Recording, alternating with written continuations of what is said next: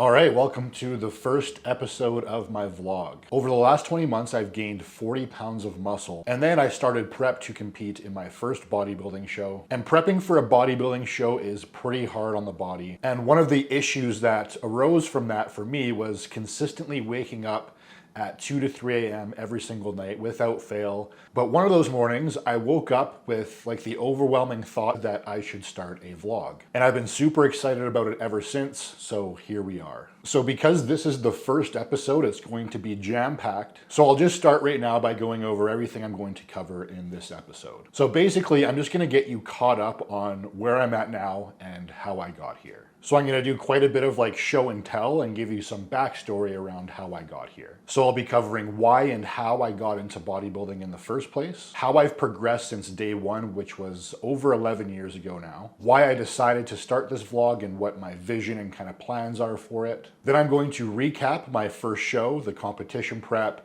what I learned, the feedback I got, etc. And then I'm going to talk a bit about my plans to win the overall at the same show next year. And then I'm just going to take you along with me for the rest of my day, show you all the food that I eat, the supplements that I take, and take you through a training session. So for me, it started when I got my first gym membership on May 21st, 2013, so 11 years ago. Now, the reason that I know that exact date is because I knew that I was committing to a complete physical transformation.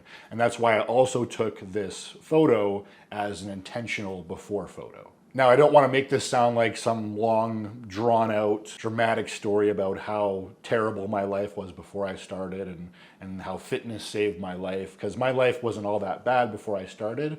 I was just developing a lot of like degenerate party habits, and I wasn't happy with the direction that I was going in life. So I needed something to give my life some purpose and direction. So for me, that was the gym, and the gym quickly replaced all of my bad party habits, and I basically immediately fell in love with bodybuilding. So for the first 9 years, I was what I like to call a recreational bodybuilder. Deep down, I would have loved to commit to pursuing competitive bodybuilding, but because I had so much self-doubt that it was possible for me, I just never really fully committed to that. Now, that being said, I still put in a lot of effort. I focused hard on it, and I got some great results simply just because I enjoyed making progress. Now, the progress was not linear. The one thing that I've stayed perfectly consistent with for the entire 11 years so far is training. So I've always trained like at least 5 days per week, and then of course there's been a few weeks here and there where I do 3 days a week, or I'd go on like a vacation or take a week off.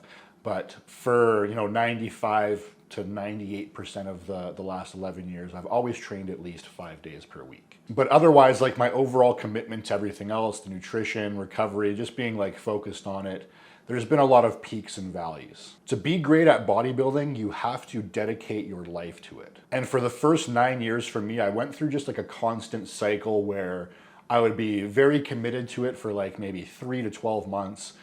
And then I would kind of question whether or not I wanted to be that committed, and I would try to live more of like a balanced lifestyle for a little while. And what I found each time I went through one of those cycles is each time I would like let my foot off the gas and chase more of like a balanced life, I would just start to feel worse and worse over time. Until finally, in spring of 2022, I realized that it was time to make a decision. So I was 27 years old at the time, about to turn 28, and I came to the realization that if I was going to commit to a competitive bodybuilding career, one that would be successful, I was starting to get to the age where it was kind of now or never. I also knew at this point that during the times in that cycle where I was kind of going back and forth, the times where I was the most committed to my bodybuilding goals were the times where I felt the happiest. So I hired a bodybuilding coach, and I started to seek potential from different people, different pros, different kind of like authorities in the industry to see if I actually had the potential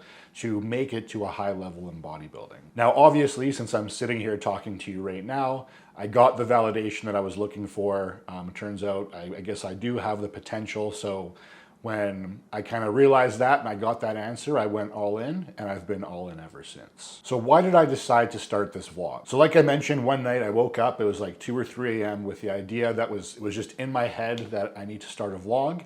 And I've just been getting more and more excited about it ever since. And here's why I'm so excited about it. So during a bodybuilding show prep, starting at about 6 weeks out, there's a ton to share. You know, my body was changing basically every single day visibly.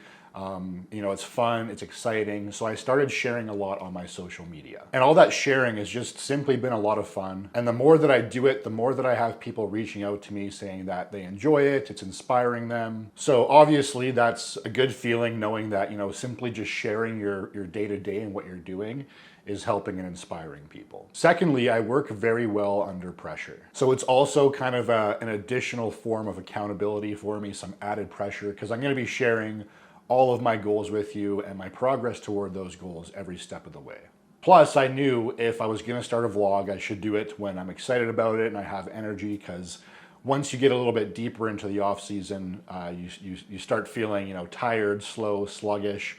Things get a bit ugly. So I know that if I wait until I'm deeper into the off season, the chances of me doing it are low. So I figured I would start the habit now, and then hopefully I'll be able to carry that into the off season. So I'm getting into the habit now. I'm going to stay consistent, and you guys will get to experience the real raw realities of the ugliness of a bodybuilding off season. And lastly, even if nobody watches this, it will be cool 10, 15, 20, 30, 40 years from now to, you know, have this period of my life to look back on, and maybe even show my kids, grandkids, if that ends up happening. So at the end of the day, I'm doing it for myself as a form of accountability, and also just as a way of giving back, because I got so much good feedback on how it was helping and inspiring people, and people were enjoying the sharing. So if you're watching right now and you're planning on following along, I just want you to know that I really appreciate your support and value your feedback. So feel free to let me know, like, what you think of it, what you'd like to see more of, if there's anything you'd like to see me do differently, etc. And feel free to do that either through the comments right here on YouTube, or feel free to DM me personally on Instagram or Facebook. The links to both of those profiles will be in the description. All right, so with that out of the way, let's get to the fun stuff, starting with how I gained 40 pounds of muscle in 14 months. So my first official bodybuilding off season started in late September 2022. So at the time I was working with a different coach than I'm working with now. I made some decent progress working with them, but I started to get the feeling that, you know, that coach didn't really actually enjoy coaching. He was a friend and a good guy, but at the end of November, I decided to move on from working with him and start working with a different coach. And that gut feeling that I had that he didn't really enjoy coaching or bodybuilding was confirmed when I found out that he not only quit coaching, but he quit bodybuilding, which is crazy because he, years before, at a very young age, got his pro card. So he was literally a pro bodybuilder. And he decided just to up and quit. So anyway, that led to me finding the coach that I'm currently with now. I started working with him in late November 2022, and I've been with him ever since. So when I started working with Joe, I was already a few weeks into my off season. And over the course of my first off season with Joe, he slowly changed my perspective around like how a bulk or off season, whatever you want to call it, should be done. And he essentially turned me into a true bodybuilder. And what I mean by that is back when I was recreationally bodybuilding and kind of self-coaching myself, I was a lot more flexible, and I kind of identified myself as science-based. So I didn't really put much stock into like the finer details, like, you know, exactly what foods I was eating, supplementation, that kind of thing. I just sort of like made sure I was hitting my macros, you know, trained in the gym the best I could, and sort of had fun with it, which is fine, but not if you have competitive bodybuilding goals. But Joe's approach to the off season went a little more like this. So for nutrition, eat meat and rice at least 6 times per day. Eat all whole food and limit, or even better, completely eliminate anything that's processed, so protein powders, protein bars, and of course anything packaged. Of course, he's writing me a detailed plan and everything is included. The macros are considered because that's the most important part.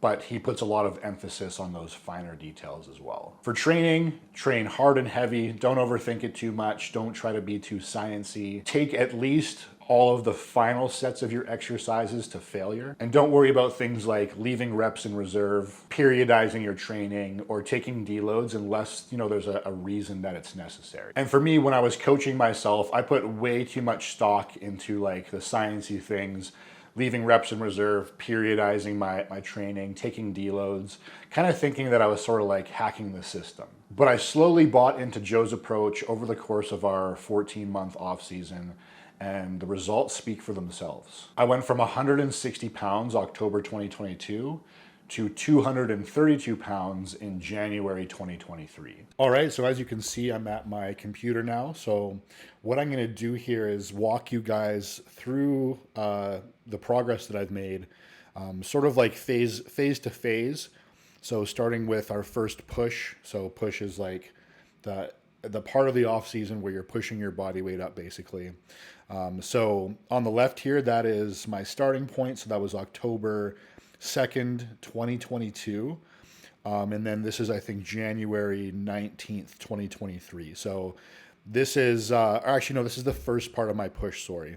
I have the dates outlined as we go. So this is the first part of that push. This isn't the full 14 months. So this is 39 weeks. I gained 58 pounds total. So this is the starting point. So October 2nd, 160.4 pounds. This is week 12, so I'm not going to go week to week because that would take forever.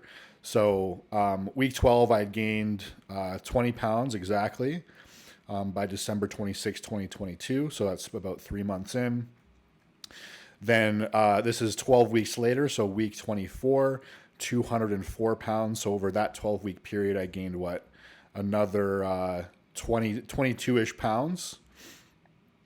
And then this was the last week of the first push. So like the first kind of portion of the off-season bulk. So I ended up at 218.4. I felt like crap. This was July 2nd. My coach wanted to keep pushing me, actually. He didn't see any reason to stop. The only reason we stopped was because I was getting joint pain in one of my elbows and my knees. So because I couldn't train my hardest, we pulled back on food, and I just switched to like a 3-day training split where I was going light and doing a lot of like rehabilitation work for my knees and elbows. So we stopped. We did a holding phase. So hold 1 of 2. So of course, in a holding phase, like I drop body weight because we're not pushing food up. We're not pushing my body weight up anymore. I'm not training hard enough for that to translate into muscle growth. So this was 9 weeks. I lost 7.4 pounds. I don't really look a whole lot different. I mean, you can tell I lost weight for sure. Then we started the next push. So the next push, I went from 211 to 228.8 pounds. So that was the last 14 weeks of my off-season bulk. So I gained another 17.8 pounds total. And then we did another hold, which was 5 weeks. So this was just like the pre-competition prep hold. So yeah, this is me gaining basically 70 pounds in 14 months because I started at 160 pounds and I ended up at 228. So it's like 68 pounds. And I actually ended up even heavier at the end of that second hold because I started prep at 230.2 pounds. So we'll cover that more in a second here. So as I shared my prep on social media, I got a lot of questions like, how does it feel? Are you hungry? What does the hunger feel like? What does the fatigue feel like, etc.? And they're good questions actually because the answers are pretty interesting as prepping for a show does some pretty weird stuff to your body that I was, not really expecting. So from about 20 to 6 weeks out, I felt completely normal. In fact, I was feeling kind of better and better as in peak off season. You get to a point where you feel pretty rough, pretty sluggish. You're digesting food all day. So for the first, 14 weeks of prep, I felt pretty good, 12, 14 weeks. And then starting at about 6 weeks out, the hunger and fatigue hit hard. So my calories were down to about 1,100 to 1,300 per day. So about 1,100 on my rest days, 1,300 on my training days. And I was doing 445 minutes of cardio per week. So total, that's 8 hours over the course of the week. That was split up between 45-minute sessions fasted in the morning, and then 30 to 35 minutes post-workout. I forget if it was 30 or 35. It was 35, yeah. The fatigue was like, it got to a point where it was hard to make any movement with my body. So I even got this mouse, which has a ball instead of having to move your arm because working on my computer, moving my mouse was even difficult and kind of felt strenuous. lifting an arm, bending down, any type of movement like that felt like a very strenuous activity and was very fatiguing. When it comes to the food focus and the hunger, I could not stop thinking about food.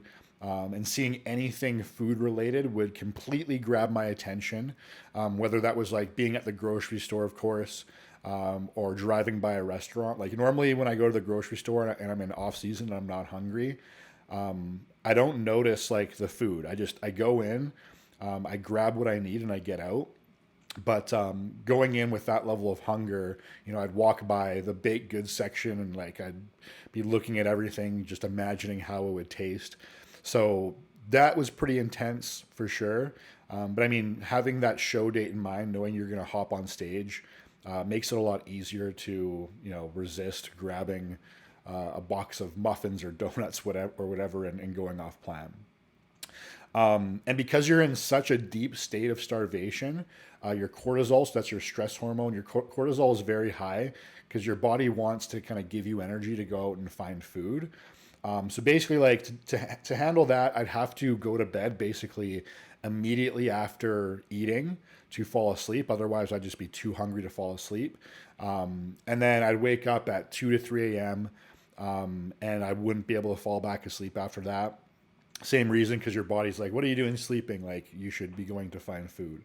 So basically, like for that last 6 weeks of prep, you're running off of like pure stress energy.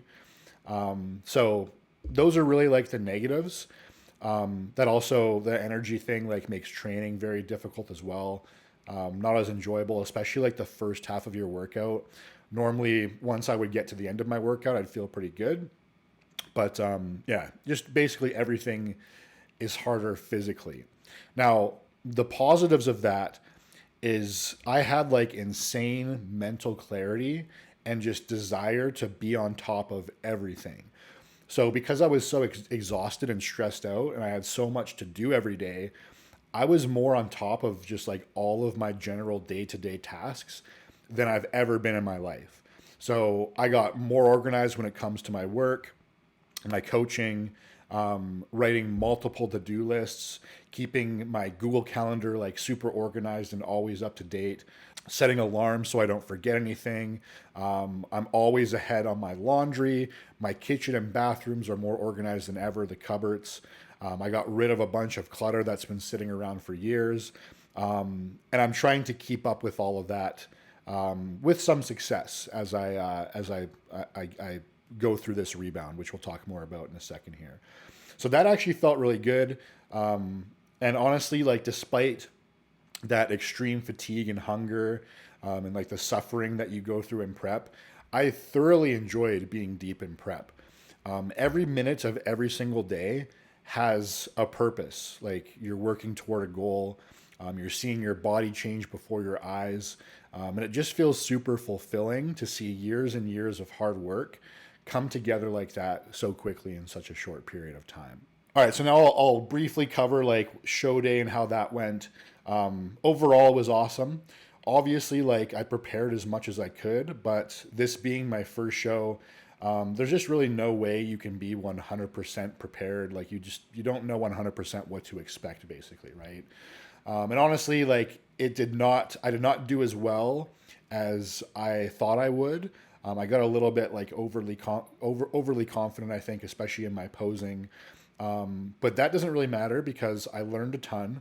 I'm really happy with like the look I brought. So like I said, I was mostly overconfident in my posing, but the physique that Joe and I brought to the stage, like I'm insanely happy with. It's beyond what I would expect for a first showing. So I learned a ton. I wrote down a lot of lessons like when I was backstage, and now I know exactly what I need to do to come back and absolutely blow this year's showing out of the water. So here's exactly what I need to do that. Now I'll share some clips as well I got some like a feedback video from the head judge. So I'll show some clips from that. I won't show the whole thing because it's like 10 minutes long. But I'll show clips from that, and then maybe I'll put the link to that in the description of the video if you want to watch the whole thing. But basically the first thing is I weighed in at 186 pounds and my weight cap was 194 pounds. So essentially, I can come in 8 pounds heavier next year. So the goal is to build 8 pounds of muscle that will be 8 extra pounds on stage. My posing is still pretty bad. It's been improving a lot because of like what I learned already in the last 2-3 weeks. But I really need to focus on practicing consistently through the off season because it gets a lot more difficult when you're super heavy. You feel sluggish. You don't look good.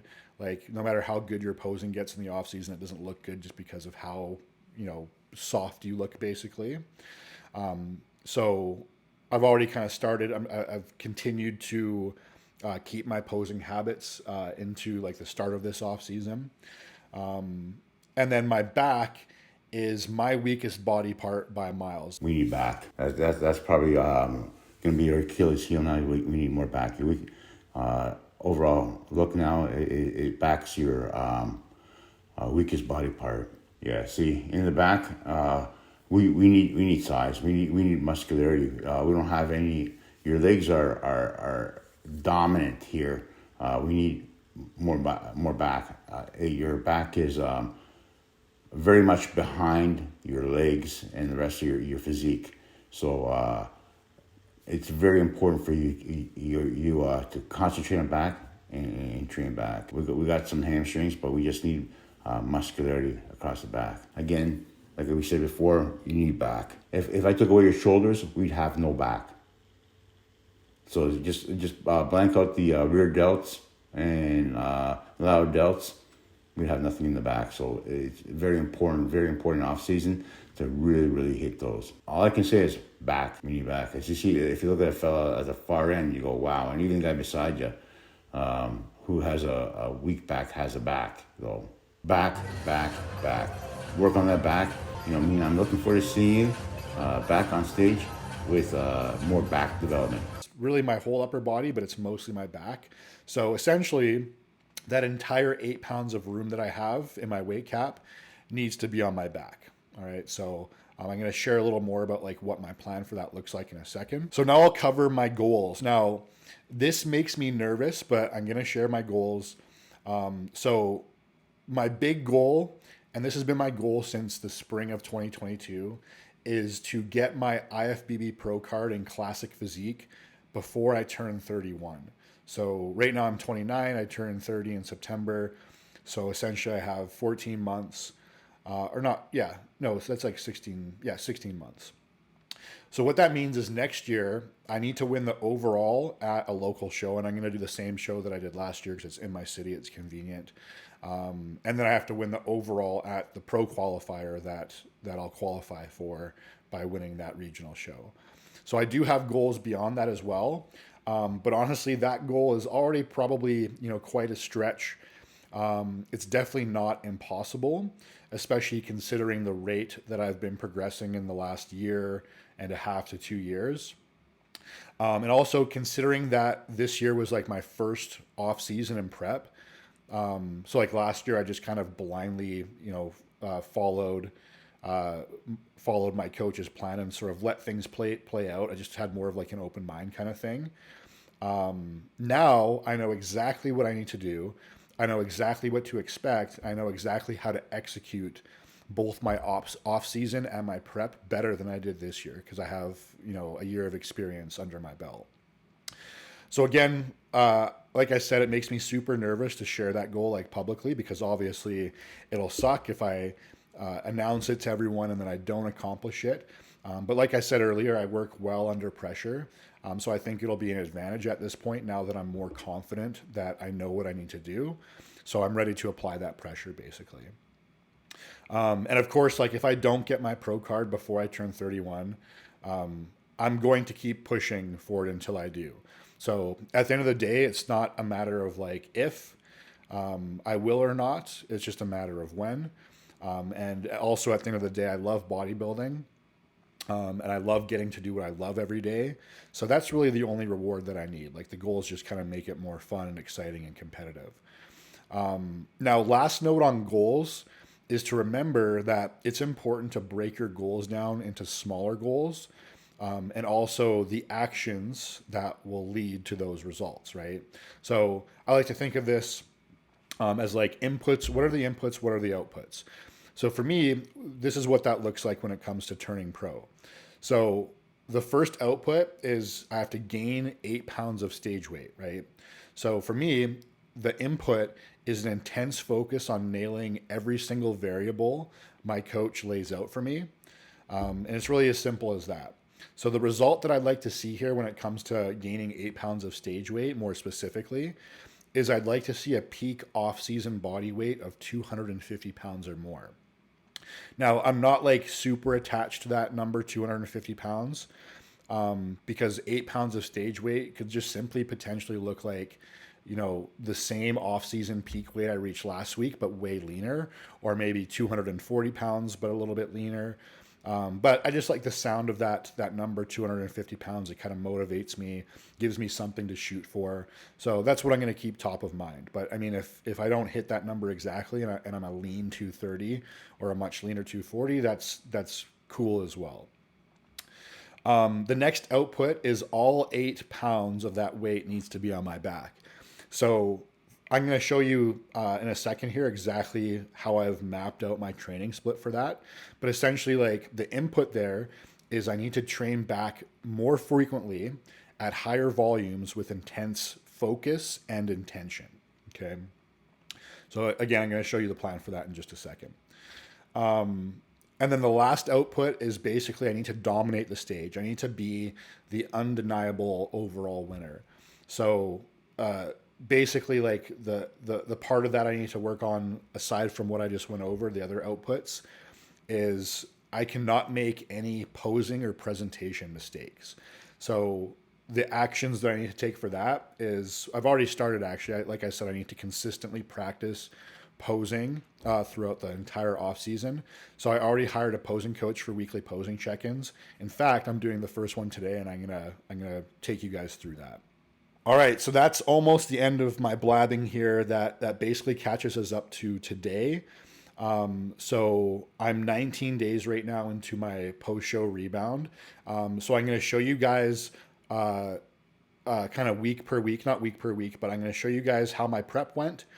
And then I'm going to show you guys the first 3 weeks. It hasn't even been 3 weeks, but the first 19 days of the rebound that I'm currently in. And that the results have been absolutely crazy, by the way. And then we're gonna get off of me blabbing, and I'm gonna walk you through my first meal, my posing check-in with my posing coach, my pre-workout meal.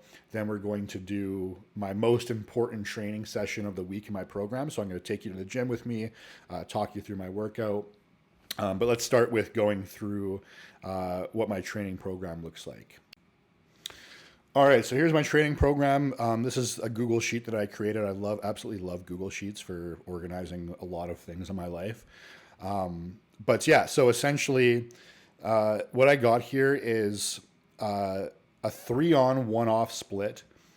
And the reason that I've done this, like usually I train 5 days per week, so it's like 3-on, 1-off, 2-on, 1-off. But in order to get more back training frequency and volume into my program, I created this 3-on, 1-off split. So training is like one thing my coach doesn't coach me on. He does help. He is nice enough to help me out a little bit with it, and like he validated that this is a good idea. But I chose all the exercises. I mapped out all these days. So this is a kind of a cool thing I have down here. I'll make this row bigger. Actually, no, I want to make this row bigger. So basically here, like in order for me to know that I am prioritizing my back, but also leaving room for my back to recover, I mapped out all these like set numbers here. So this is the amount of weekly working set volume I'm doing per muscle group. So as you can see, back is the highest, right? 25 sets per week. And then I'm also focusing on my rear delts quite a bit and my chest. So some of the feedback I got from the judge was that I had a shallow upper chest. And then everything else is like pretty low, just enough volume that I maintain the muscle at least. Sure, they'll all still grow a little bit, but I want to focus most of the growth on my back, chest, and rear delts, right? So a lot of people will be surprised to see that like it takes very little volume to maintain muscle. So like my side delts are a pretty strong point. I'm doing eight sets a week, and then I'll manipulate this too, at kind of as needed over the course of each week. So I have the totals for each week as well. And like I initially mapped out my back training to have about 30 sets per week, but in this first week I kind of have to take it a little bit more easy because I'm still kind of recovering from prep. So yeah, that's that. So basically, I have 3 back days over the course of an 8-day period if I'm taking one day off. Another thing about this split is like I can also take extra days off if I want, so it doesn't have to be 3 on 1 off. If I feel like I need to recover a little more, it can be 3 on 2 off, 3 on 3 off, etc. Right? So the first pull day is like a loading and thickness focus. It's all back thickness focus stuff, and basically every exercise I'm also focusing on lats because my lats are like the weakest part of my back. So I mean I won't go over all the exercises on here because I'm going to take you guys through each of these workouts. The workout I'll be taking you through today is the most important workout in my program because, like I said, lats are my weakest body part. So I'll be taking you through that one for today. So basically, in general, overall, that's the approach for making sure that the 8 pounds of muscle that I gain is on my back. All right, so now I'm going to walk you guys through my prep and the start of my rebound. And then we'll get on with doing my first meal and supplements. And then, I'm going to take you through my day. So I'm going to check in with my posing coach, take you through that, do my pre-workout meal and pre-workout supplements, and then we're going to head to the gym for the most important training session of the week. All right, so this is the prep transformation. So I started at 230.2 pounds, and then I ended up, this was my weekly average body weight on peak week, so 189.8. So it was a 20-week prep. I lost a total of 38.2 pounds. So this is week 1, 232.2, 20 weeks out. So we did a 20-week prep.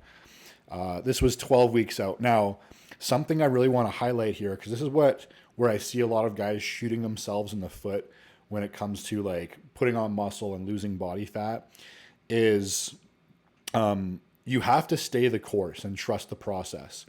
Because as you can see here, like I just look worse.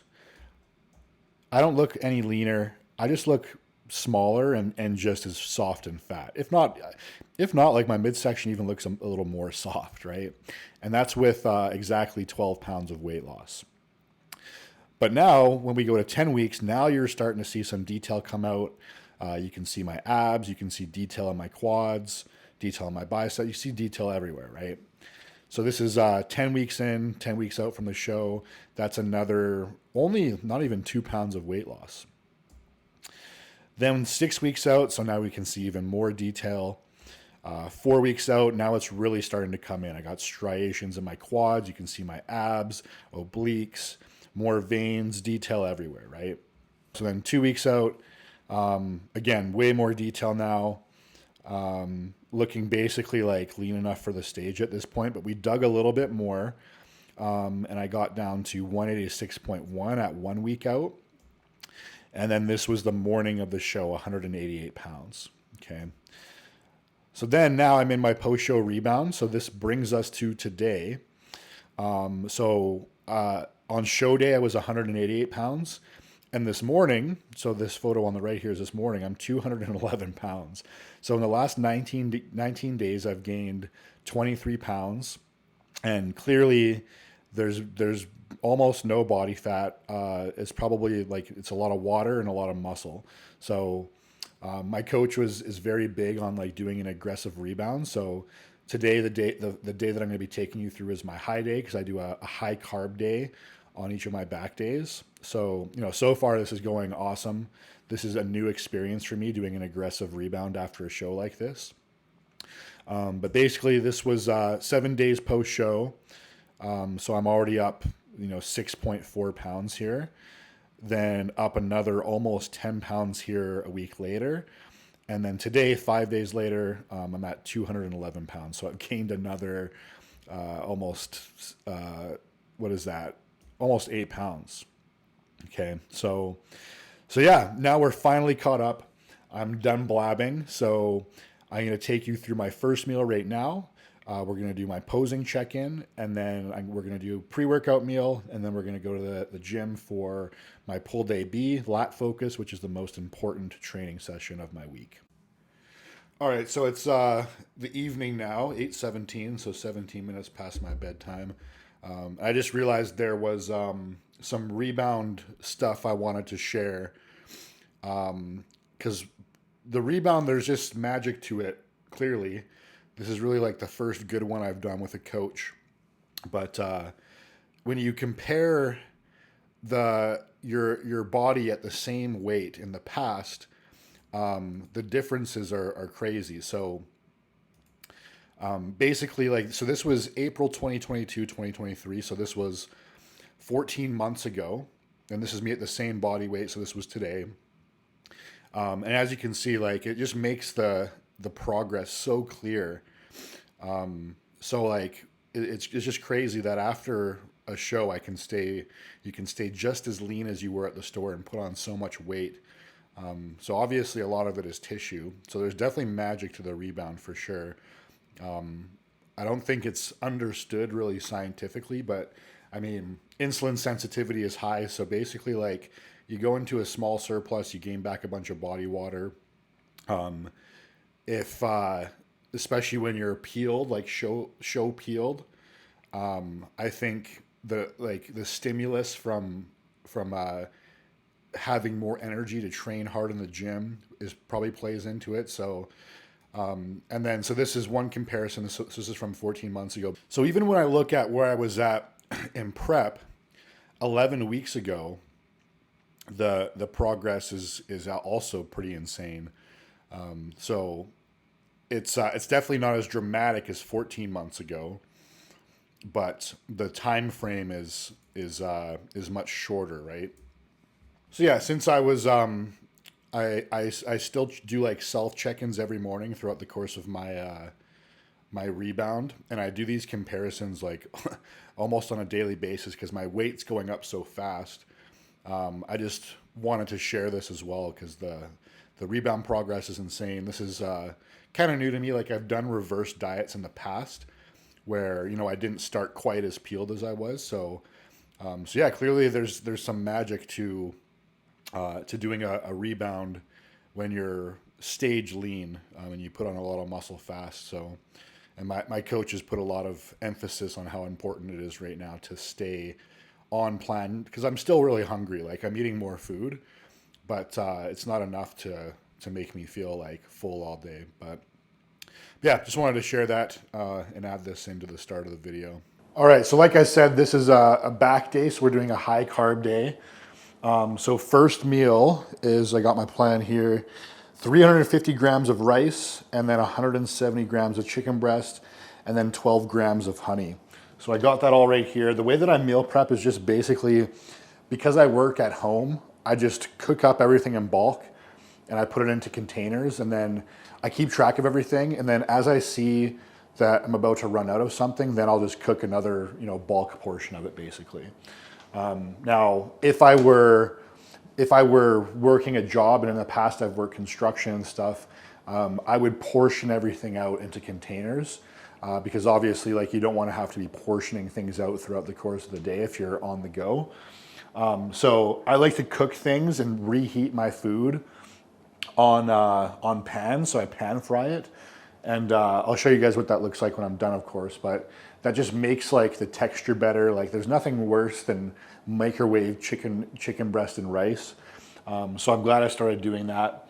But yeah, I'm gonna cook all this up and then eat it, and then we'll do our posing check-in. So of course, you gotta oil your pans with this cooking spray.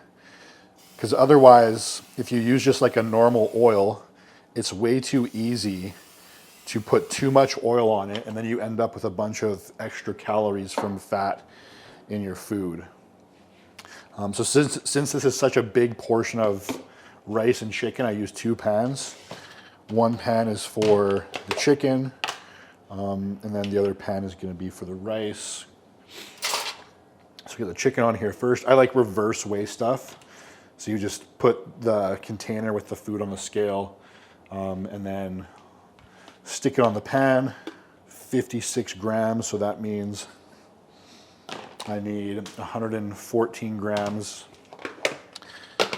out of this one to get my 170. I'm going to turn these on. Eventually you get pretty good at eyeballing it and getting close to, yeah, so there I'm 105. I just need 10 more grams. 114 on the dot, boom. So 170 on the dot. And then what I like to do is I make sure that each piece of chicken here is nice and flat on the pan, so both sides get nice and brown. So I'll wait till this side of the chicken gets brown, and then I'll individually flip each piece so both sides are nice and brown and crispy, which is definitely worth the effort compared to eating chicken breast that is warmed up in the microwave. Same idea with the rice. It's nice to pan fry it because it makes it kind of crispy, which is pleasant. All right, so 350 grams of rice. I like to keep my margin of error like within kind of 10 grams. So 359 there, that's good enough. Because there's really nothing in this meal to put the honey on, I'm just gonna eat it off the spoon. Now, of course, because this is the first meal of the day, while that cooks, I'm gonna unload the dishwasher. Gotta be efficient, right? So like I mentioned, when I was in prep, I got very efficient, and my kitchen has never been as organized as it is now. So, for example, one of the things I did to make space is I went to Dollarama and I got one of these cutlery bin organizer things here.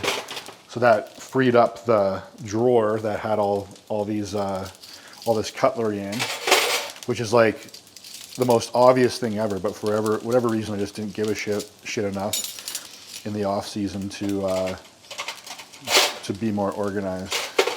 All right, so meal 1 is down. Now, part of my program is I have a total daily step count goal of 12K, so 12,000 steps per day. And specifically in my program, my coach has noted to make that up of short walks after meals. So after each one of my meal, except for the last one, because the last one I do before bed, I walk for at least 10 minutes. And 12K steps is pretty high, especially for a guy like me who I work at a desk all day basically, and the only walking I'll do is if I'm running errands or in the gym. So it's really nice to have this setup I have here where I have a standing desk. I got my iPad here to watch YouTube. I'm watching, I like podcasts, especially bodybuilding ones. It's something that happened over prep is literally like every podcast that I liked before, I didn't enjoy anymore because all I'm really interested in is bodybuilding now. So I only watch bodybuilding podcasts. I got a nice little speaker set up there. So if you also work from home, I highly recommend you get one of these walking pads like this. So mine was pretty cheap. It was like $200. I doubt there's a big difference between the cheaper and more expensive ones, to be honest. Another tip is they're not commercial treadmills, so they're pretty hard on your feet. So I got a pair of slippers, which are very comfortable, and they have like a hard bottom, kind of like a rubber bottom. So that makes it so when you walk on the treadmill, it doesn't hurt your feet. So I'm gonna walk for probably 10-15 minutes here, and then I realized I need to cook some shrimp. So I'm gonna show you guys how I cook my shrimp in the air fryer. It's pretty tasty. Put some rice on, do my posing check-in, and then we'll have pre-workout meal and head to the gym. All right, so I just finished my walking. I'm actually gonna do my posing check-in before I cook the shrimp because it doesn't take very long to cook. So that way I'll just cook it right before I'm ready to eat my pre-workout meal. Then it'll be nice and fresh. But here's what we got for posing setup. So this is bodybuilder stuff. So normally before I was doing my check-ins, you guys probably saw in a different spot, like right in front of this door here. And then, of course, when you get into competition prep, especially like, you know, within 4 weeks out, it's really important to have, you know, good photos. So I played around, and basically like my living room here is the best setup. So I have to close these blinds, which kind of sucks because I have a nice view, but whatever. I just leave them closed all day. I don't want to be opening and closing them. And then I put a little X down here. So every time I do my check-ins, I know exactly how to line my camera up. So basically, like, you want your check-ins to be, the photos to be, your head is like as close as possible to the top of the frame, and your feet are as close as possible to the bottom. So that just makes it a lot easier. So I got this ring light up here set up, so when it's dark in the morning, I close the blinds for this window and use the ring light. But in the daytime, we just use the natural light. So this is I use my phone camera for the check-ins, which is probably higher quality than this one, honestly. But anyway, so I'm gonna set this up and then do my posing check-in and let you guys watch me go through my mandatories. Like I said, this is my first check-in with this posing coach. So it's a pretty cool kind of offer he had where you pay $50 a month, and like normally posing coaching is like you do video calls with your posing coach, or obviously if it's in person, you meet up with them. But I don't really need anything that extensive right now because I'm just starting an off season.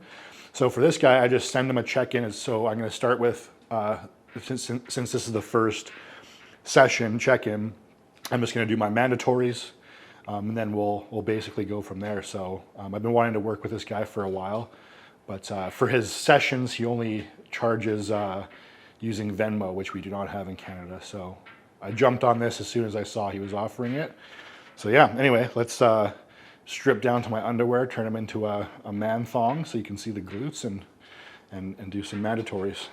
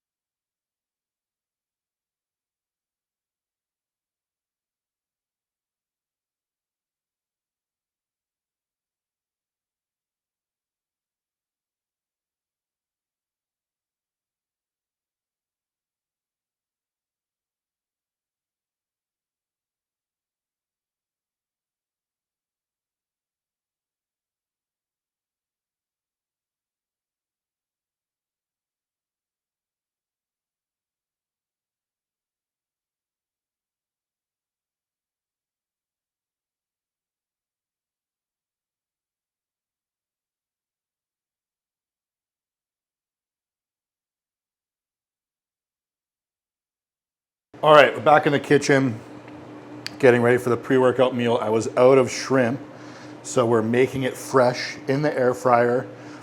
This is really easy to make, and it's pretty tasty too. So what I do is I preheat the air fryer at 400. I'm using both of the zones here. It depends on what air fryer you have. And then I use one bag of this Costco pre-peeled tail off raw shrimp. So all I gotta do is I have a bowl and a strainer in the sink. So I'm gonna dump the shrimp into that bowl. And then because it's frozen, just like lukewarm water I fill this bowl with, so it breaks up the shrimp and gets it moist for the seasoning. And then for seasoning, I do garlic powder, onion powder, ground pepper. I'm almost out of that, so I'm gonna need new one of those. Italian seasoning, and then I use this. It's called Big Country Garlic. So that's like a saltier garlic one than just garlic powder. What else? And then if you want, and I usually like this, you can also do crushed chilies, chili pepper and cayenne pepper, but prep kind of makes your stomach sensitive. So I usually really love spicy food. Because I also use spicy hot sauce, putting this on my shrimp is like a little bit too much. So if you like it spicy, you can add that if you want as well. So you only have to let the shrimp soak for like a minute or two. So now I'm gonna dump it into the strainer, get the water out, and then right back into the bowl without the water, of course. And then we're done with the strainer, so I'm just gonna throw that in the dishwasher. Good rule is to get as much into the dishwasher as possible, because why would you do work that you don't have to do, right? And then we put our seasoning on. So I don't measure it, like none of this really has calories in it. So garlic powder, the Italian seasoning, it's quite a bit, but whatever. And then the Big Country garlic. So yeah, then once you got all that in there, you just simply stir it all up. Make sure it gets coated on the shrimp evenly as possible. And then by the time you're done that, like the air fryer's been preheating for longer than it needs to anyway. So I'm gonna toss all this in there. Oh yeah, and that's what it looks like in the bowl. Nothing fancy. Fancy for me though. Last off season I was doing baked chicken and rice, and then nothing but soy sauce on it. So this off season should be much more enjoyable, since prep made me step up my cooking game. Because you're eating such little food that you want to make it all as tasty as possible.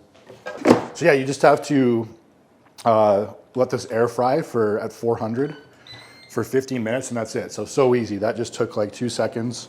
I'm gonna let this bowl soak. Throw it in a dishwasher, right? Because why do work that a machine can do for you? I'm also gonna put some rice in the rice cooker, because I got quite a bit, but I think I might run out today, so we're gonna be proactive there. So you would think that the best place to buy rice in bulk is Costco, but it's not. They sell like 8 kilogram bags for 20 bucks Canadian. At Walmart, they have these 16, is it 16? Yeah, 16 kilogram bag, which is huge, for 30 bucks. So, little money saving tip there, I guess, for your meal prep. So, let's see, I do 3 cups, because that's basically all that fits in this rice cooker. 3 cups dry, which is, I do a 2-to-1 water to white rice ratio every time, which in the rice cooker is 4 cups. I don't know why it's different, but I learned that the hard way. All right, so rice is in the rice cooker. I'm not gonna need that for my next meal. Probably won't even, I might not even eat it today, but so I'll just leave it in there while I go to the gym. You can leave your rice in the rice cooker on keep warm for like up to 12 hours, so that's nice. So yeah, just gonna wait for the shrimp to cook up. And then we'll put together the rest of the pre-workout meal, get the pre-workout supplements ready, and then go train. All right, so shrimp is gonna be done in like less than 6 minutes. So meal 2, pre-workout meal, is 150 grams of cream of rice. So I love this because this cream of rice Elevate is so good. So I mix the chocolate cake with the cookie butter, so basically half and half. So 150 grams cream of rice, 170 grams of the shrimp when that's done, and then 100 grams of blueberries. And what I do with basically most of my fruit is I just get frozen, and then all you have to do is take it out, make sure it's like in the fridge for at least 12 hours before you need it. So that's already ready. So this is a pretty easy meal to put together as well, which is a common theme you'll notice with me. So cream of rice, we need, we use a shaker bottle to mix it up, which is instructions that are specific to this brand, which is actually like super helpful because then it doesn't get as chunky. This is also one of the reasons this is the best cream of rice is because every cream of rice is like, has like a gritty texture. This basically doesn't at all. It's just nice and smooth and creamy. So I'm gonna do about 275 milliliters of water. You don't have to be too exact. In fact, I like to do a little bit less than they tell you to on the directions, which is something you can kind of fool around with, see what works best for you, what you like the most. So we'll weigh this out. So 150 grams total. So that means I want about 75 grams of chocolate cake. So you put it in for 90 seconds and then you stir it after, and then you just keep putting it in for 30 seconds and stirring it until it's the consistency you want it at. Then we'll add the blueberries. I add some other stuff to it as well to make it super tasty. And then we'll be ready to eat here. All right, cream of rice is done. Shrimp is done. So this is what the cream of rice looks like. It's just nice and creamy. So I'm gonna add my 100 grams of blueberries here. The one downside to frozen blueberries is like they end up all watery. So you just gotta be careful you don't get too much of the wateriness in your food. Now I like to add some of this sugar-free maple syrup. 0 calories, so. And then I also do some cinnamon, just a little bit because it can be pretty overpowering. Light dusting. And then every one of my meals right now gets 5 grams of salt. So my coach still is instructing me on an exact amount of salt to have with each meal. Because during the rebound, like you gain a lot of water very quickly, which you don't really want. Hard on your body. So 170 grams of the shrimp. So then I put the same thing on my shrimp. About 9 grams of this truffle parmesan and black garlic seasoning. Can't forget the Melinda's, a little bit of that. I'm gonna do 3 pills of Kidney HD. So I do this 3 times per day for a total of 9 total. So this is just to keep my kidneys healthy. Obviously, when you're driving up body weight, bodybuilding, it could be hard on your kidneys. Liver HD, so just 1 of these. And then 1 omega-3. So HD supplements, some of the best bodybuilding supplements on the market, and just for general health, like omega-3, everyone should be taking omega-3. I'll have the discount code 10% off if you use code BHALE. Unfortunately, I don't have a discount code for the Elevate Cream of Rice. I'd like one, but I still recommend you try that. All right, so we're gonna eat meal 2, pre-workout, and then I'll get my pre-workout supplements ready. So basically my pre-workout shake, and then we'll go train. All right, so pre-workout meal is done. So now we're gonna get our pre-workout supplement ready here. So since I'm still tracking water, not as meticulously as I was tracking it on prep, obviously, but I just have to make sure I get more than 6 liters per day. So I roughly track, so I'm gonna put 500 mil for my pre-workout. And then, so what I'm doing today, so I really love, my favorite pre-workouts from HD are the Elite, pretty much every flavor, and also the variant. I'm almost out of the variant, like this isn't enough for 1 serving. So what I'm doing, oh yeah, I also love the black. So basically what I'm doing is I'm doing the Elite, which is a non-stim. So it's got 8 grams of citrulline, and then there's no caffeine, and also no creatine. So basically I do 1 scoop of this, which gives you your 8 grams of citrulline, which is kind of what I care about the most. It's also delicious. This is the tangerine flavor. And then I have the Pre-HD Black lychee flavor. So this is the HD's high stim pre-workout. So this has more than the stim variant. It has 400 milligrams of caffeine. So when I'm training earlier in the day, so it's like 10:45 right now. So as long as it's not within 10 hours of my bedtime, I will have a stim pre-workout. If I'm training later in the day, I'll just stick with a non-stim because I don't want it to mess up my sleep. So 2 scoops of the Pre-HD Black, 1 scoop of the Pre-HD Elite. And then I also put 2 scoops of Grapefruit Intra HD in here for our essential aminos. And there's also some hydration stuff in here as well.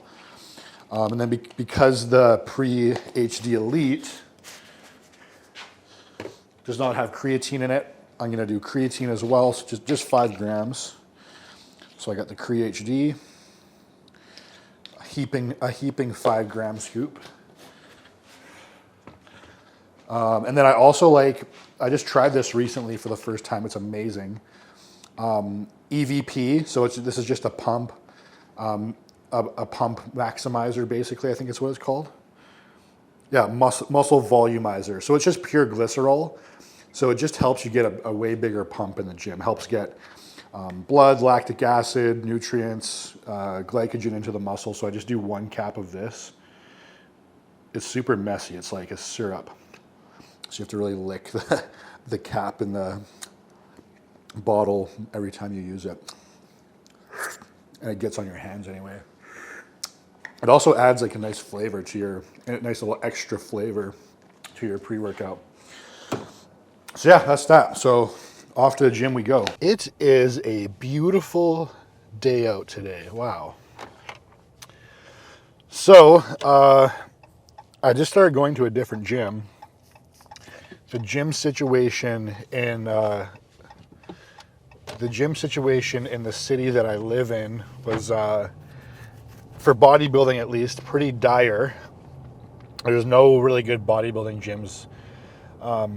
Some that did an okay job, but never one that was fully complete. And there still really isn't any that are fully complete, but a new one just opened like a couple of weeks ago that it definitely has all of the equipment you need for bodybuilding, for sure. It could have a little more, that's for sure. But it's definitely a complete bodybuilding gym, other than it's missing a posing room. So that kind of sucks.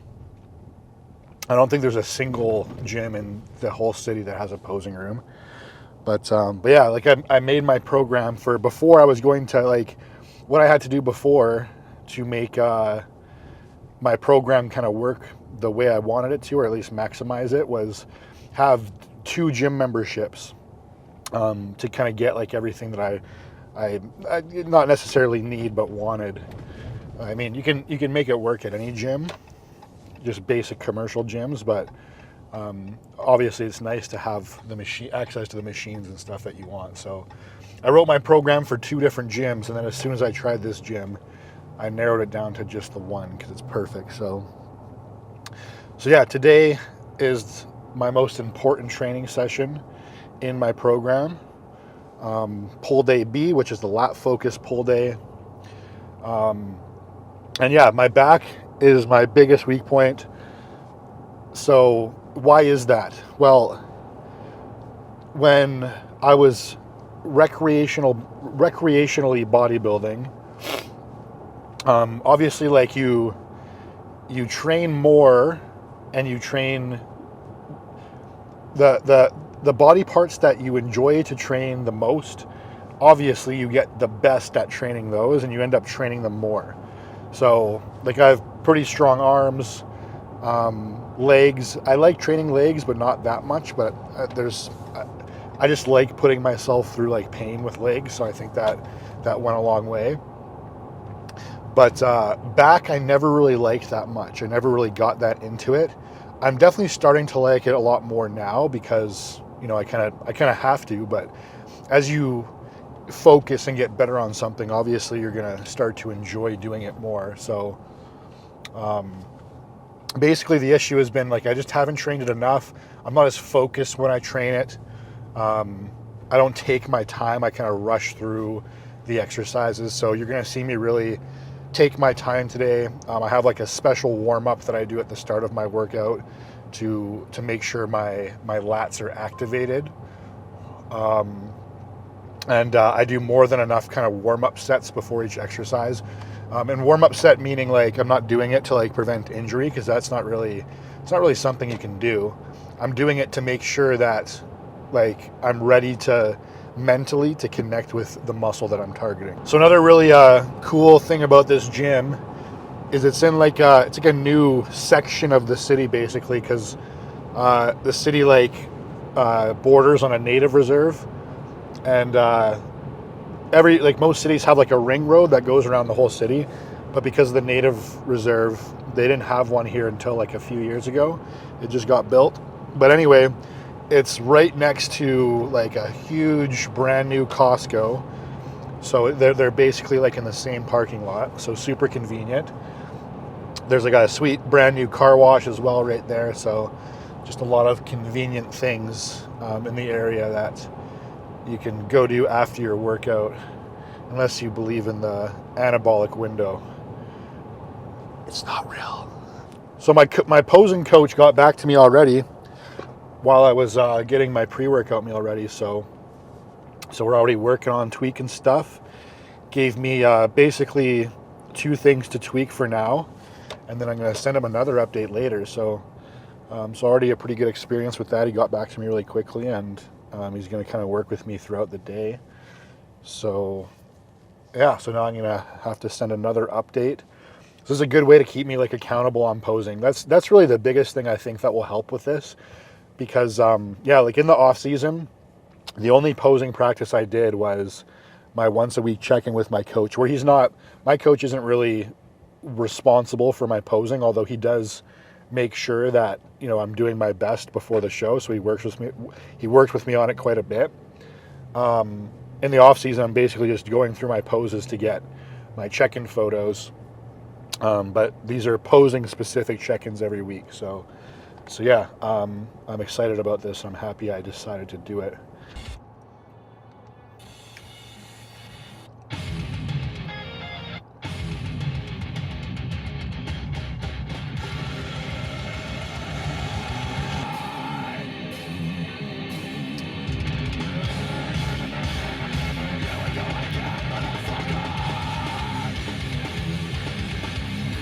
And we got the VIP parking at the gym right out front of the doors. I hope this lasts. I hope they don't put up a no parking sign here. Beautiful. Since it's a new gym, it's not really that busy yet. So, but also I'm coming like it's, you know, halfway through the day on a weekday. So hopefully it stays this way. So workout just started with me realizing I left my cable attachment I used for pullovers here last time, yet it doesn't seem to still be here. So no big deal, $30. I just ordered a new set off Amazon. But anyway, so this is one of the 2 warm-up exercises I start my pull days with. So just cable pullovers. So I'm focused on just getting a good squeeze on my lats to kind of develop a mind muscle connection, activate them if you want to call it that. So I do them with a 3-second hold, so not much weight, anywhere from like 10 to 15 reps.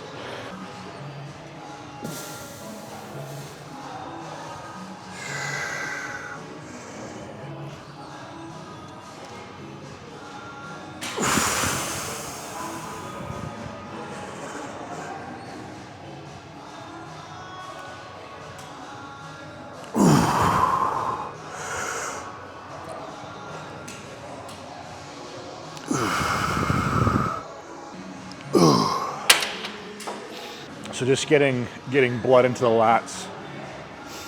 So basically for each one of my exercises that comes after this, I'm connected with my lats. This is new gym problems. It looks like won't be able to use the dumbbells today because they're putting up these cool photos. I think I have, yeah, I've got rear delts with dumbbells, but we can do something else instead, not a big deal.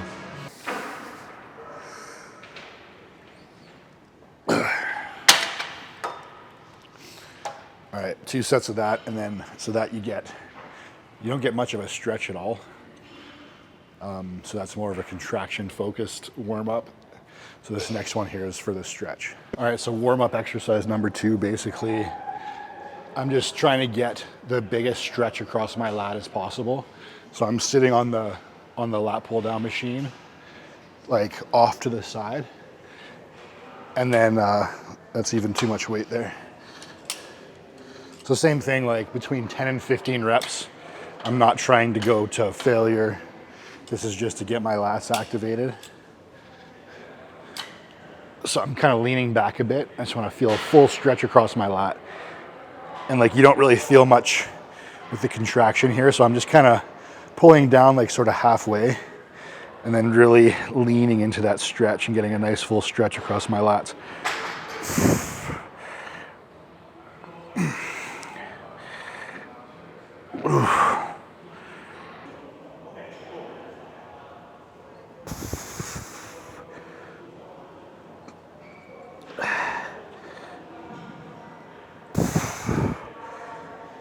Yeah, so as you can see, like I'm not getting a contraction there. If I pulled any further, like it wouldn't really be lats because the position that my arm is in flared out like this doesn't really line up with the lats.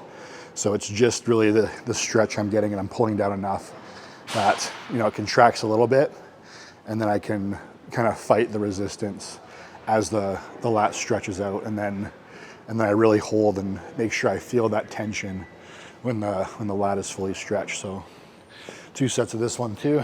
All right, so first working exercise is kneeling single arm cable lat pull down. So basically grabbing this, so knee on the, actually I'm gonna change this. So I put the pad down like, so with my knee that I'm pushing into the pad with, I can put some pressure on it to like stabilize. And then basically what I'm doing is I'm tucking my arm as close into my torso. You'll see better on the other side too. And then just pulling literally straight down. So my upper arm is in line with my torso, holding for a second. Nice, slow and controlled on the way up. Get a good stretch on your lat.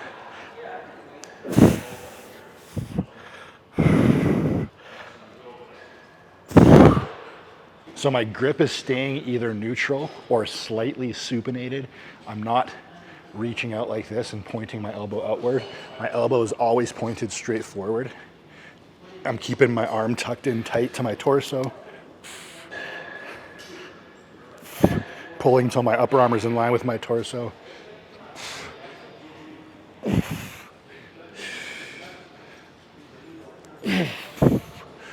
So last week I did 55 for or 65 for 8, and then I went to 55 for 10 because I want to be in the 8 to 14 rep range. So we'll go to 55 again since I was on the lower end last week. And then I can decide, I like to start all of my kind of training phases at the lower end of the rep range, so that way I have the option to progress either with reps or load. Pump cover's coming off, it's hot as hell in here. All right, first working set.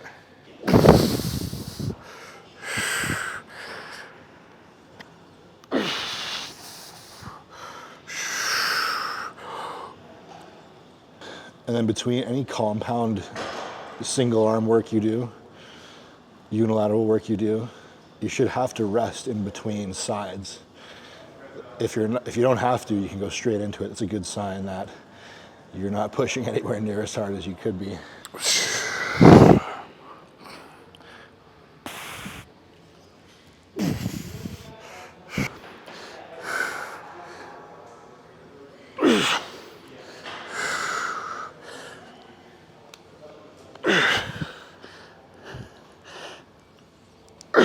So since I'm like, this is the second week, last week I was just trying to find my weight.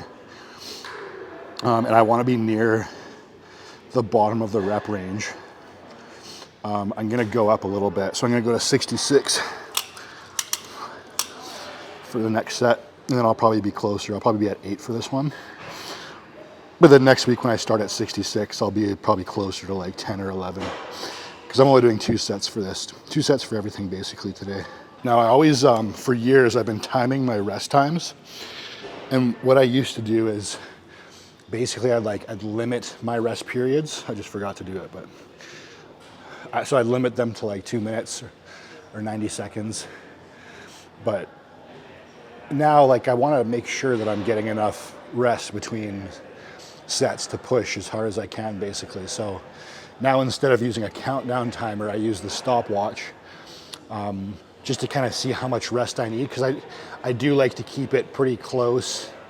So if I rest 3 or 4 minutes this week on an exercise, I want to keep it close so that if I progress, it's not just because I rested longer, right? But I mean, not really that important. I'm super OCD, so this is kind of how I think, but all right, now I gotta talk over music. It was quiet before though, I prefer this. All right, so for this guy, so this is gonna be another single arm. So we're lining up nice with the lats.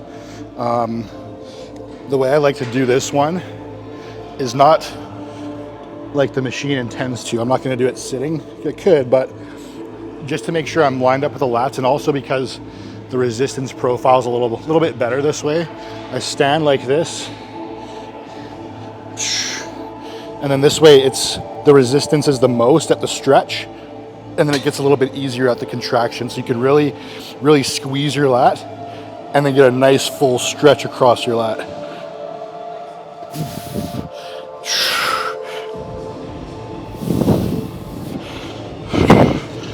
Whereas here, let's lift up the seat a bit.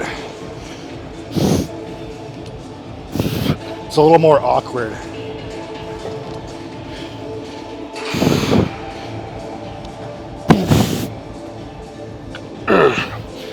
Yeah, I see there's more bend in my arm when I do it that way. Whereas when you stand, you can keep your bicep basically completely out of it.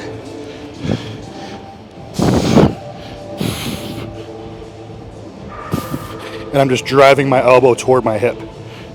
Same thing as with the pull down. Keeping my elbow tucked in tight to my body like this. So I'm just pulling like that. Don't necessarily need to warm up at this point, but just a few like light runs through the exercise helps.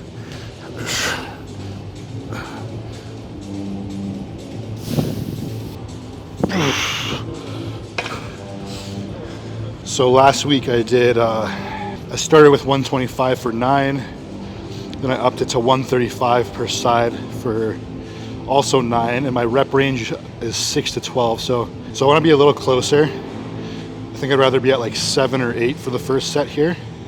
So I'll probably add 15 pounds per side, so 150. So yeah, it's really heavy at the bottom there, and then it's super light at the top because it kind of starts to pivot back. So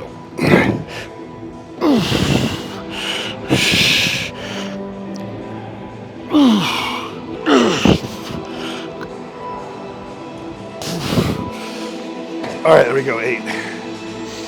So yeah, no way I'm gonna be able to push as hard if I go right into my next arm right away without resting.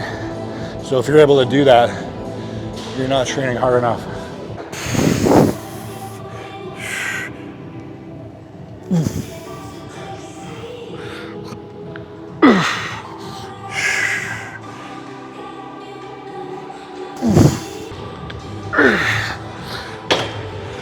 All right, remember to turn my stopwatch on this time, so at least like 2 or 3 minutes, but just basically till I feel 100%. So when you rest enough, like between sets, you might be able to get the same amount of reps, and you shouldn't lose more than like a rep or 2, maybe 3 if you're doing more than 2 or 3 sets. All right, so hopefully I'm lined up good from the back here. Ooh.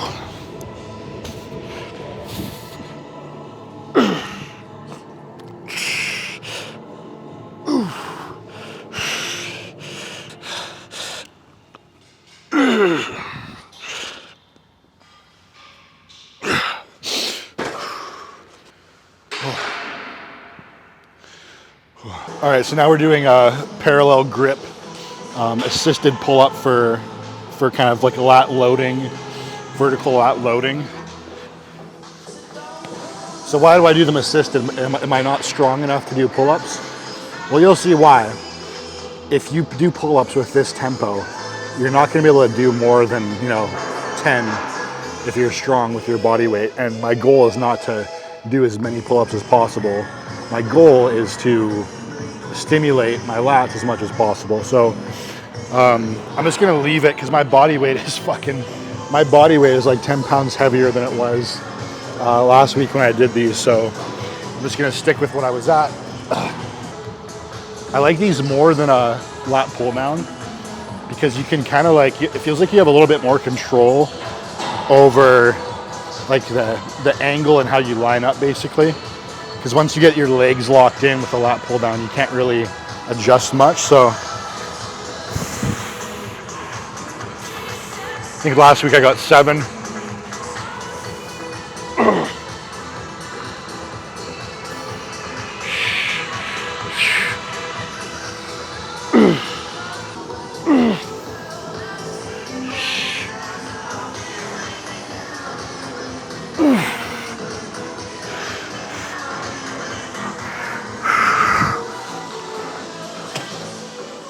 All right, so 7 again, like 10 pounds heavier body weight. So we'll call that progressive overload.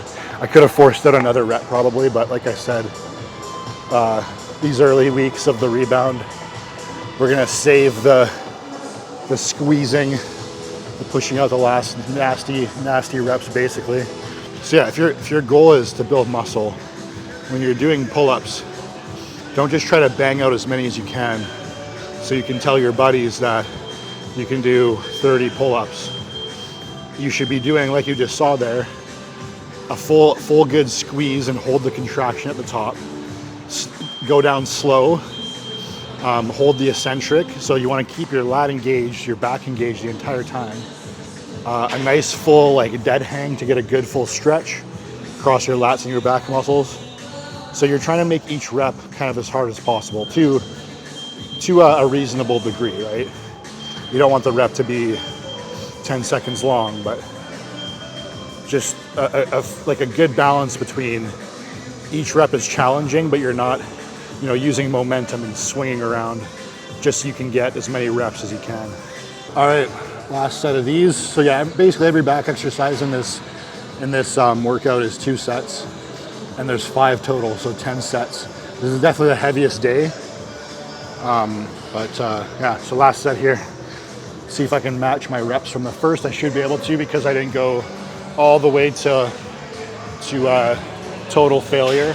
And another thing, like on what I was saying earlier, it's okay to get a little bit sloppy with your reps at the end of the set. At the very least though, like make the first 75% of your set slow, controlled, so you make sure you've activated the muscle you want to use.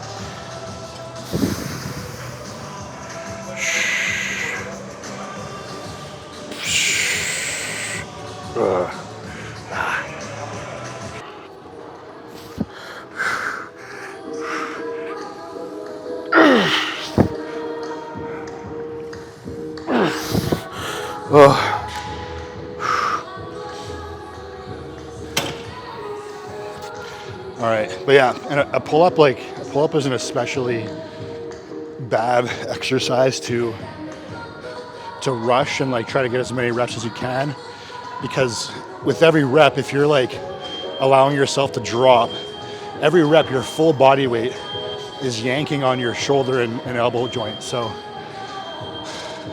I hate to rant like this because train the way you like to train, but if you're serious about building muscle and not getting injured, be intentional. All right, so machine lat pullovers, I absolutely love these because they're hard to come by, at least in my city, and this machine's awesome. So let's see, last week I did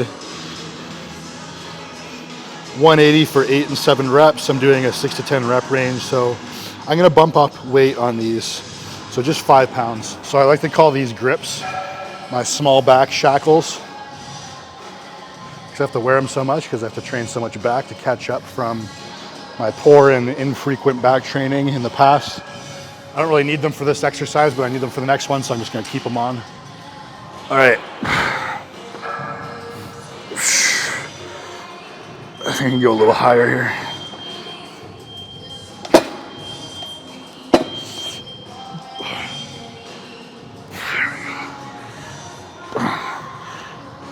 So this is like, you get a good stretch and contraction, but you don't get a stretch on anything else like you get a stretch on this.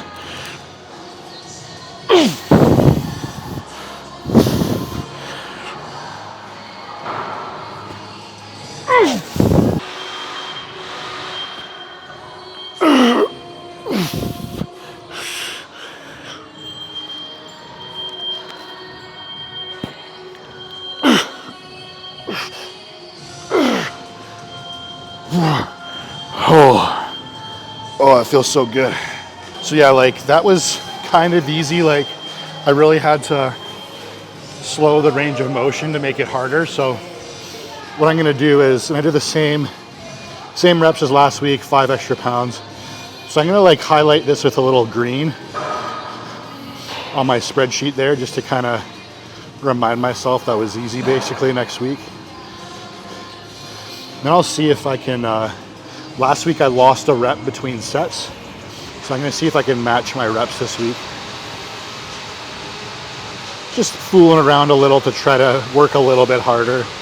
And then as we get deeper into, we get heavier, deeper into the reverse diet, the rebound, I'll start pushing for PRs a little harder. All right, so now we got rack pulls.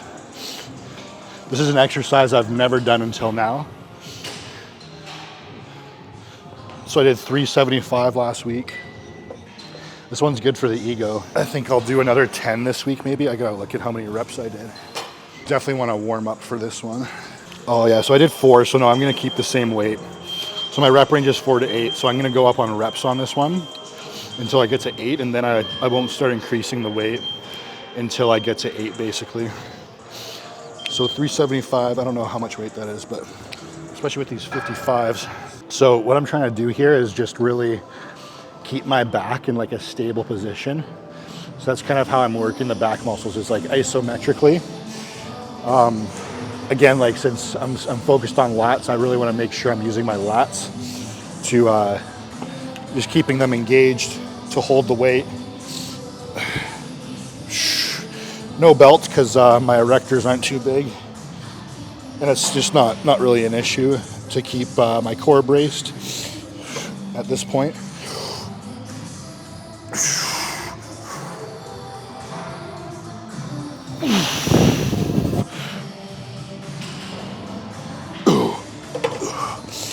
Step into the rack a bit more.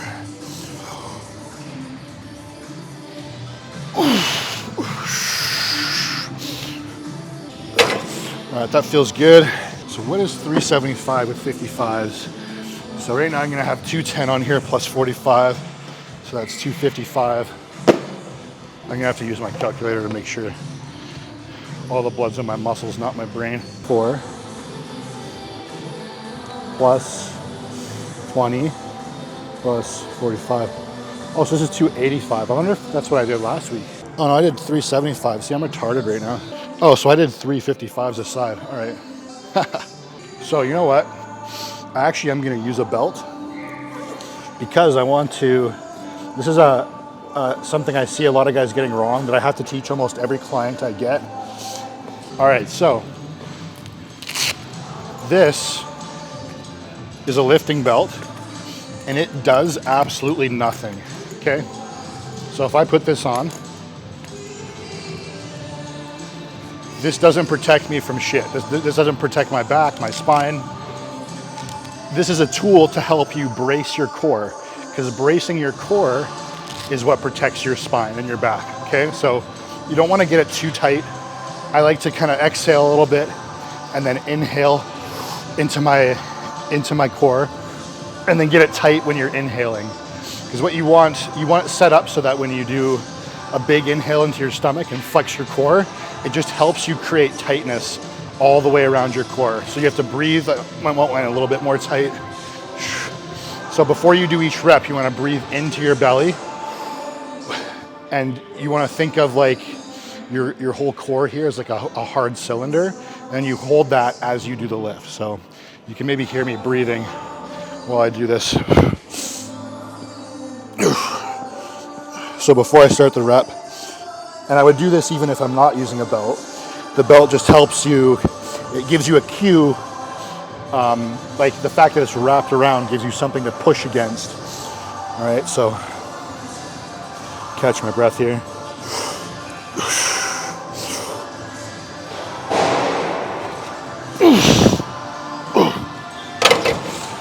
I just made it rip off. I think this one might be too small. I'm getting too fat for it, or I just didn't put it on good enough, or a little too tight, or I just didn't press down on the Velcro. All right, so going for 5 reps.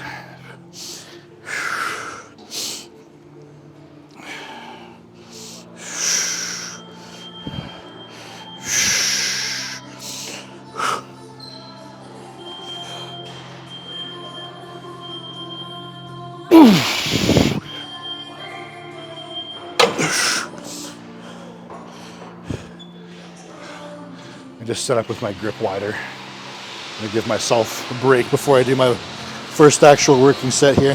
All right, so wider grip this time. Make sure my belt's on tight. Not too tight, but the Velcro is pressed in. There we go.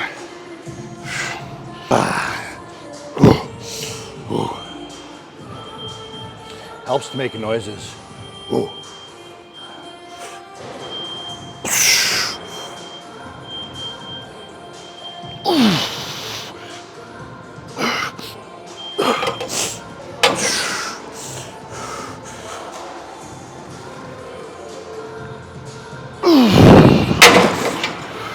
Could have done probably 6 or 7 there actually.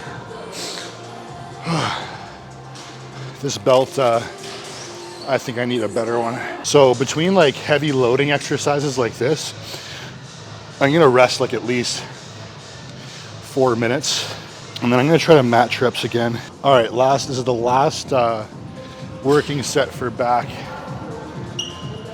So I'm not gonna use the belt. You don't really need a belt unless you're doing, like less than 3-4 reps, pushing really hard.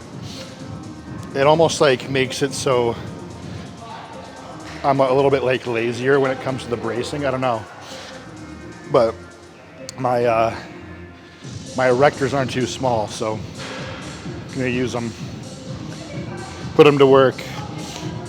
All right, 5 reps again.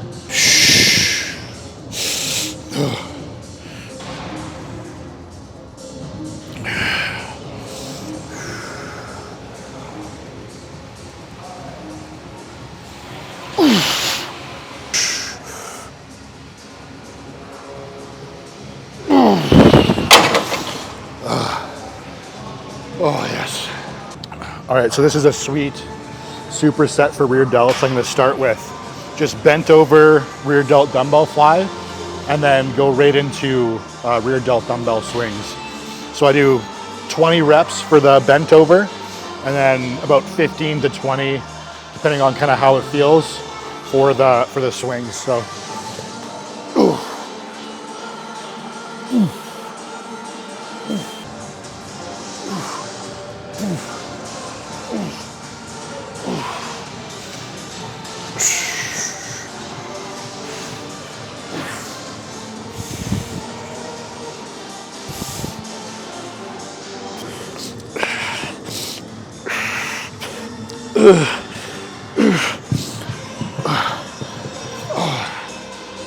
So yeah, this is like more of a rough clang and bang exercise or superset. I'm not trying to be too slow and controlled, because I connect pretty well with my rear delts. The swings don't look like much, but after you've done the rear delt flies, they just put constant tension on your rear delts no matter what you do.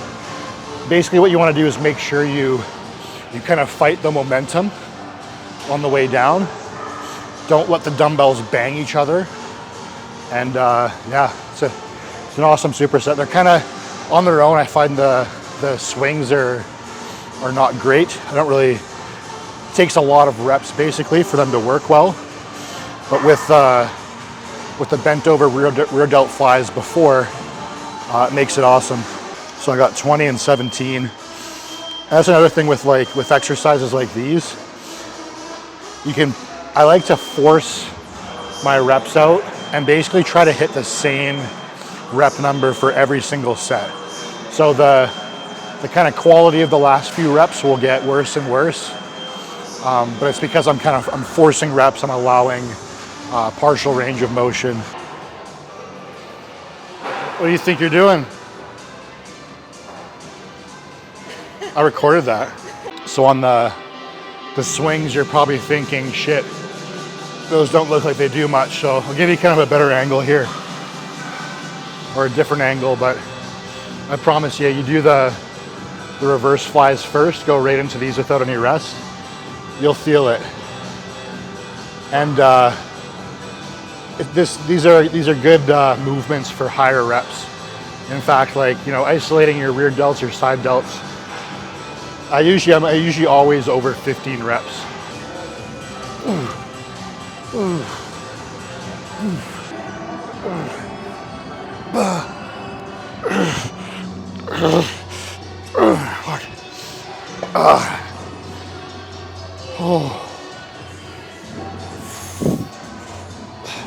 So yeah, not letting the dumbbells touch and then just swing.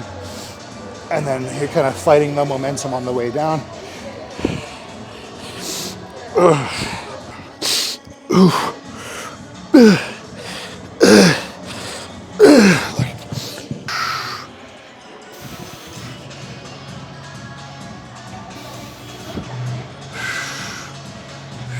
So yeah, last set.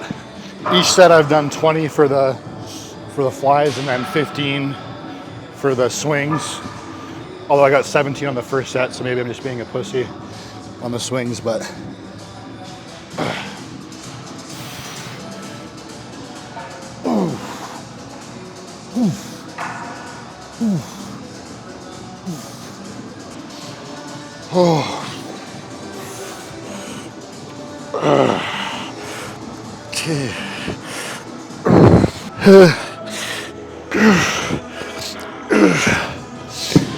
yeah, I'm being a pussy and stopping early there, but that's okay. Getting a lot of blood in the rear delts. All right, so all I'm doing is 2 sets of preacher curls. Because I'm doing so much back, my back bicep volume is very low. My arms are also, I wouldn't say a strong point, but they're definitely not holding me back on stage. And I can always add a little more if I feel like I need it. And I'm sure I will as I progress, but I mean, that's kind of the mistake I made last off season, is I was slowly starting to do less back and more of the stuff I like doing. But I gotta learn to like doing back the most. So I do these single arm. I find if I do unilateral movements, so with 2 arms, I always, the stronger arm grows faster. And I measure my arms every week and I notice this pretty immediately. So I always just do 1 arm at a time.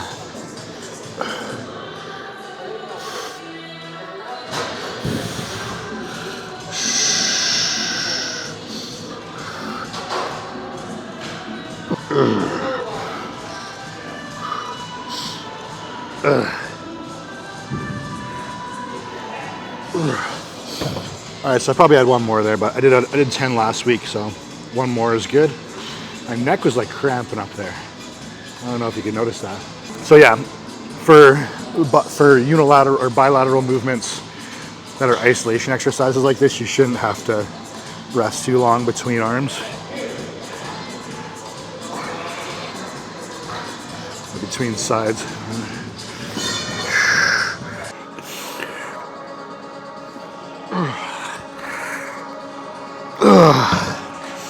Don't worry too much about timing my rest periods between isolation exercises. Just wait until I feel the pump clear, feel fresh. All right, time to enjoy the pump.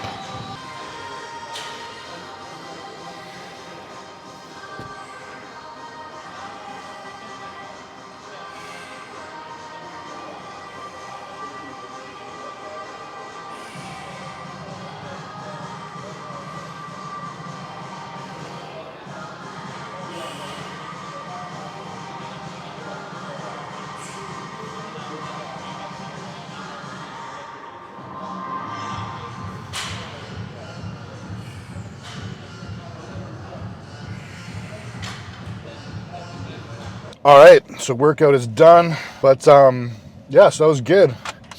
First day vlogging at the gym.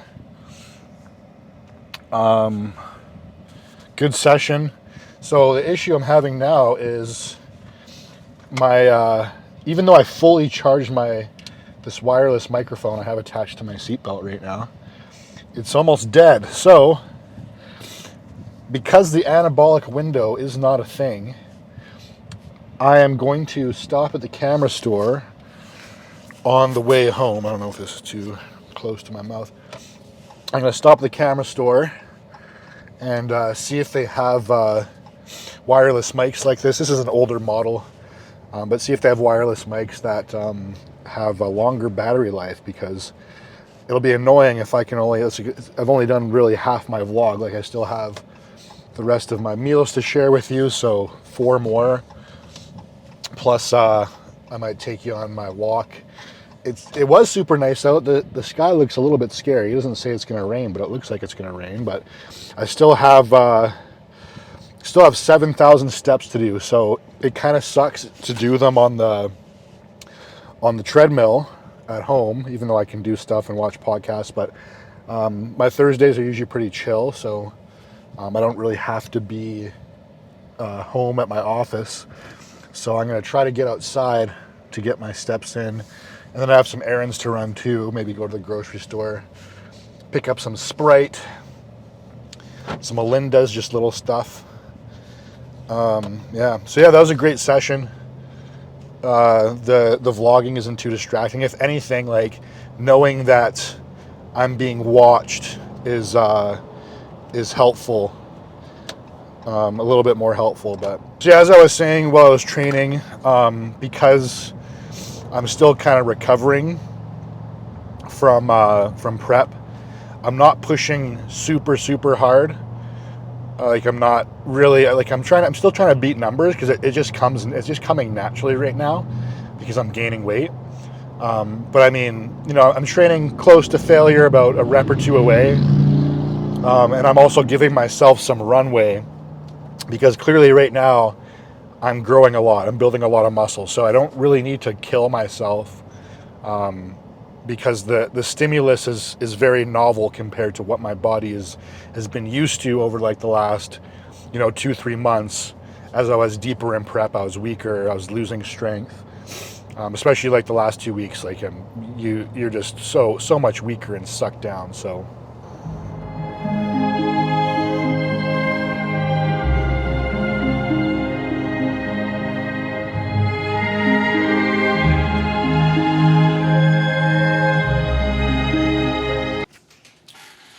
all right, so just got back from the gym. I did stop at the camera store and pick up a new set of wireless mics, because this one is almost dead already. So I got one that you can charge, like, in a case that's portable, and hopefully it'll sound better. These ones are pretty old, but I'll have those, and then I'll have these as well as a backup. But anyway, so I got feedback from my posing coach, and basically, so I told him I'm going to check in with him right now. So he wants me to send him my quarter turns again, and he's trying to help me get more out of my lats, both in the front and the back. Obviously, that's my weakest point. So the instruction is, he said, main issue is scapula depression. When you hit the front relax, I want you to try and squeeze the pecs from how hard you drive forward on the shoulders. Based off what happens there, we should be able to use a similar idea to improve the rear.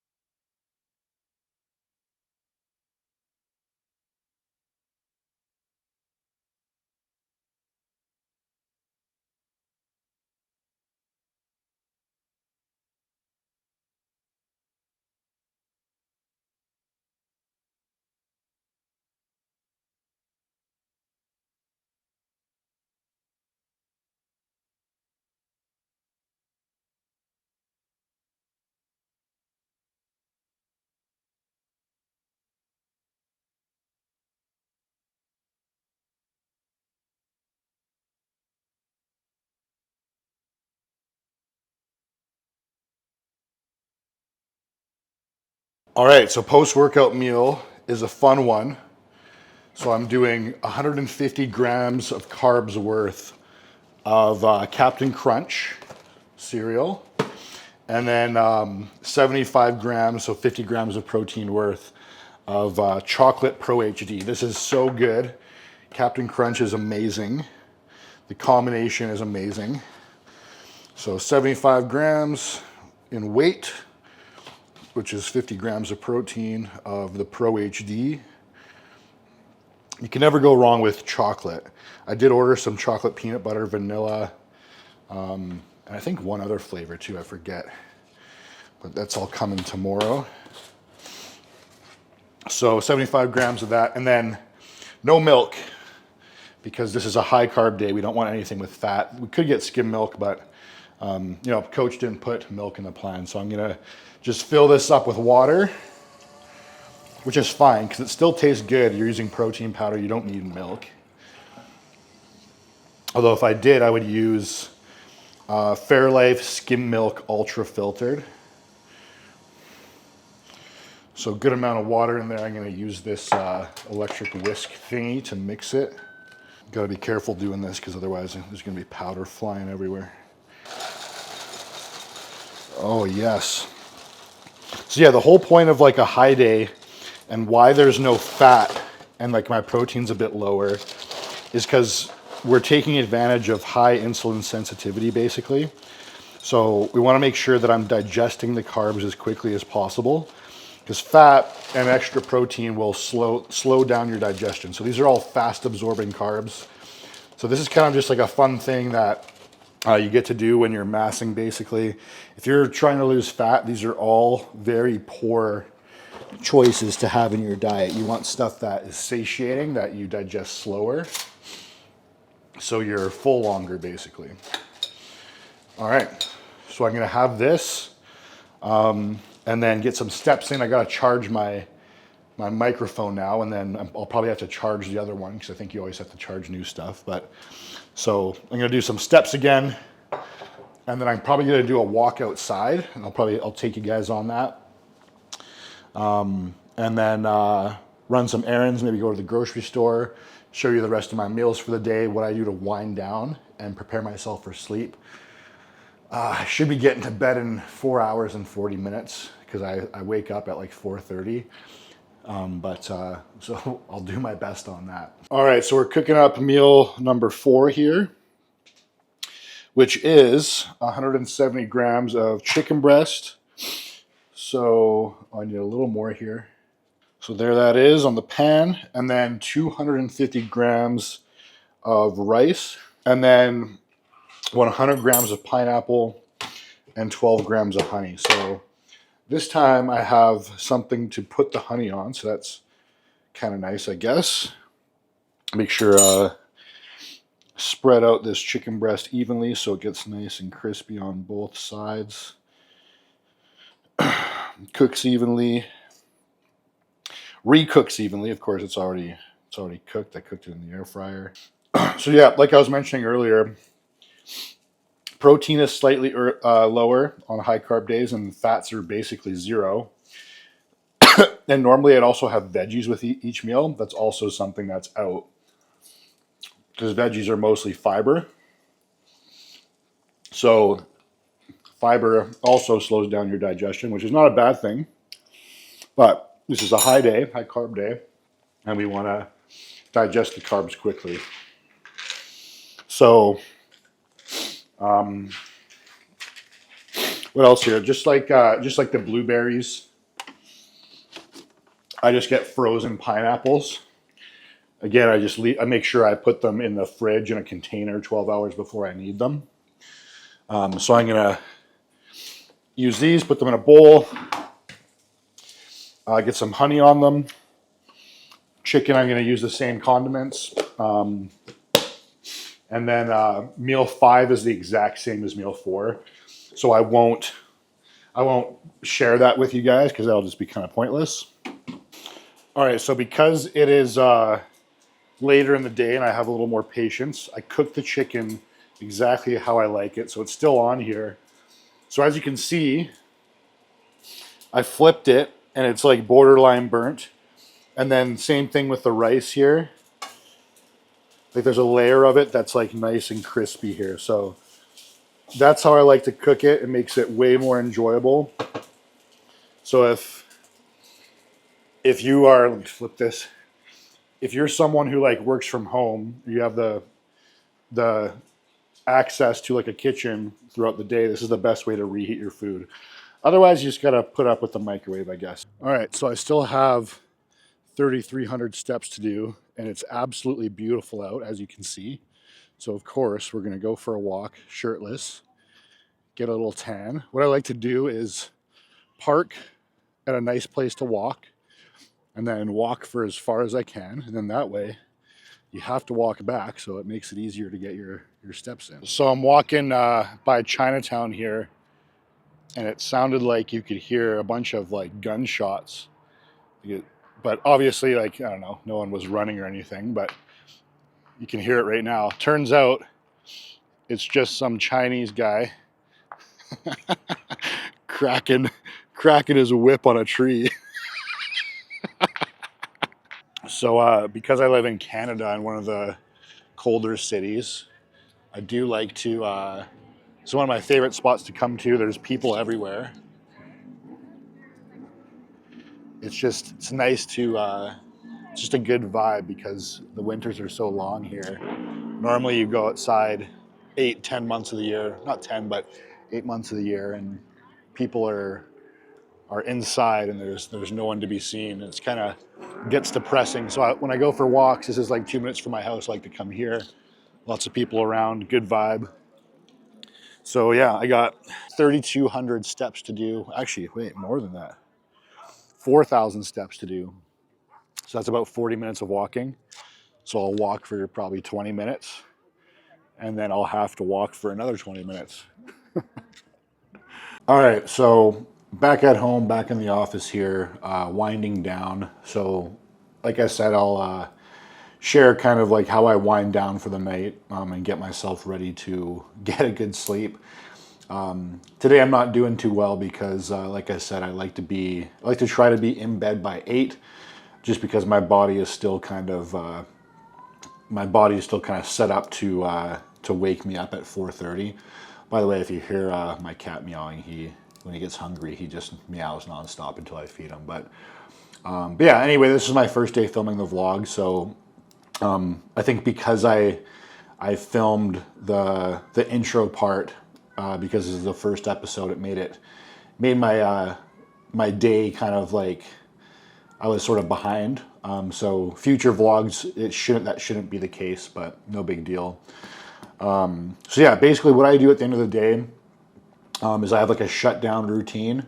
And by the way, the reason I think this is important to share is because one of the main reasons that people like fail when it comes to achieving their fitness goals or have a hard time is because they're unorganized in every area of their life, right? Because if you don't have time to go to the gym, usually what that looks like is, there's things that pop up throughout the day that you didn't realize you had to do or you forgot you had to do. And if you operate like that, where you're not planning things out, you're not on top of things, and you don't have all the things that you have to do top of mind, well, then you just operate extremely inefficiently. And time is our most valuable resource. So if you're on top of everything, like basically everything that you have to do when it comes to work, family, whatever it is, that frees up more time for you to do your meal prep, get your steps in, get your training in, etc. So you can see I'm wearing the blue light blockers. I put those on. These, what they do is they cut off blue light basically, and blue light, what it does, comes from the sun, comes from artificial light, our screens. It suppresses your melatonin. If you don't know, melatonin is the hormone that prepares your body for sleep. So I throw these on. I try to at least throw them on 2 or 3 hours before I want to go to sleep. So because that's hard to remember, like I've been doing it every day without fail for 6 years, basically, every night. So because that's hard to remember, I have an alarm in my phone. So because I want to be in bed by 8, that alarm goes off at 5. So since I was behind today, I didn't put them on when the alarm went off at 5. Obviously, I still had to go walk outside and go to the camera store and stuff. But yeah, so I throw those on. And then part of my shutdown routine is I use 2 softwares to organize my days and like my to-do list. The first one is called Todoist. So I have that open on one of my screens right here. And then I also use Google Calendars. So I have like a bunch of appointments tomorrow. I have to take my truck in for service. I have to do cardio. So I have everything in here. So like the time I wake up, I have also like a gratitude like journaling kind of thing. I write down my goals, things I'm grateful for, etc. in the morning, which I didn't share on my vlog today because of it was the first episode, so I did that like long intro, but I will on my next vlog. So I got all this stuff on my, like literally when I shower, when each of my meals is, anytime someone books a consultation in with me, those are all on my calendar. So that's all in there. And then for the tasks that I have to do that are different each day, I leave space blank in my calendar and I just use this Todoist software for that. And then part of my shutdown routine is on this notebook here, I write down my goals. Because if you like, I find if I do not do this, if I do not write down my goals every single day, even though it's basically the same thing every day and it changes once in a while, it just keeps it all top of mind, right? So I do my goals. I do what went well today. So just a list of things that went well today that I'm proud that went well. That helps you build momentum because like, you know, there's things that you want to do on a daily basis or that you plan to do. And when you start, you know, noting that, hey, sweet, I plan to do this, I did it, you feel accomplished, that helps you build momentum. And you end up writing the same things every day or, you know, checking off all the things that you plan to get done. That feels good. That makes you feel accomplished. And then I do what went wrong today, right? So it's good to get clear on, hey, what went wrong? Why did it go wrong? How am I going to change so, you know, that doesn't keep going wrong? And then what are tomorrow's most important tasks, right? So basically in multiple ways, I am staying clear on like all the things that I have to do. That way you're just implanting it in your conscious mind. You're thinking about it more, you're planning it more. That makes it obvious where there's opportunities to be more efficient maybe. If you have a calendar, you can see what you have to do, you're more prepared, etc. So I think this, like I've done this kind of stuff sort of on and off. So usually when I do it, I stay consistent for a long time. And then, you know, I'll hit a point where I kind of hit a rut and I'm like low motivation and I'll stop doing it. And it just makes everything way, way worse and way harder. So I make sure to keep a routine like this in my day-to-day, and it makes a big difference. And I think it definitely ties in closely to, like it relates closely to your ability to accomplish goals like fitness goals. So something that I definitely think is important to share, and that if you don't do, you should definitely start doing. It doesn't have to be perfect. I think the point is like you just start doing it, right? So if you're watching this, today's the day. All right, so about to make my final meal of the day, but before I do, I gotta feed the kitties because otherwise they won't shut up. They'll just keep meowing until I feed them. So they get wet food before bed. So Daisy gets to eat out of a bowl, but Steven has to eat out of this slow feeder thing. So I like pack it in there. So it's harder for him to eat fast, because if he eats out of a bowl, he always eats so fast that he pukes. So simple solution for a simple problem. I have to be careful when I open this can because Daisy will swipe the lid out of my hand when I throw it in the garbage. So you'll hear, they'll keep meowing, they'll get louder, and then as soon as I drop their bowls, their food, they'll shut up and they'll be quiet for the rest of the night. They're lucky they're cute because they're pretty irritating.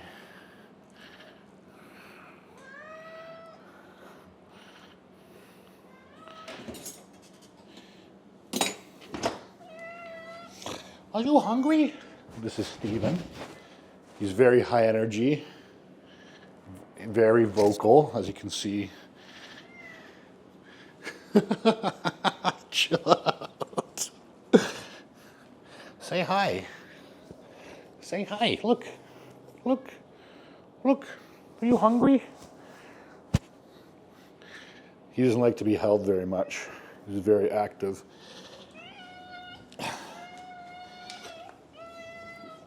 And then this is Daisy. She's chunkier.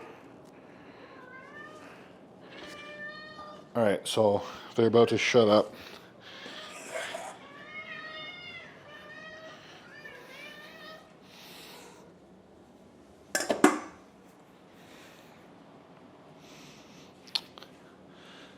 Easy as that. All right, so we got the 6th and final meal of the day cooking up. It's a good one.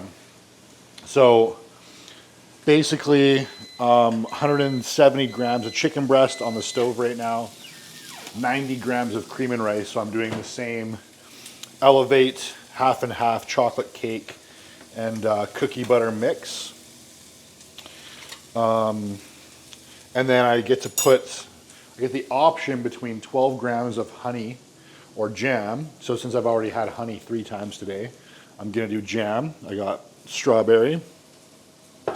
And then 100 grams of blueberries in there.